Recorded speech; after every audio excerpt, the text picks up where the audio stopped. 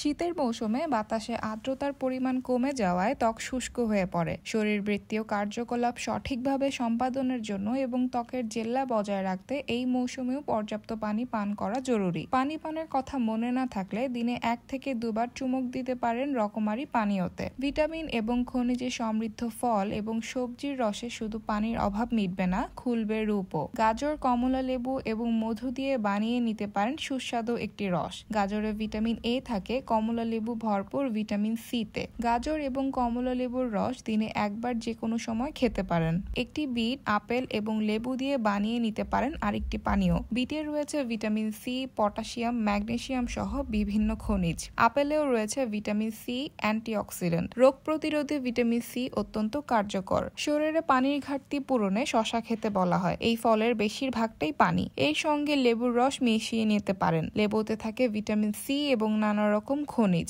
সকালের খাবার এবং দুপুরের খাবারের মধ্যবর্তী সময়ে খেতে পারেন এই পানীয়। দিনের বিভিন্ন সময়ে একাধিকবারও এমন পানীয় খেতে পারেন।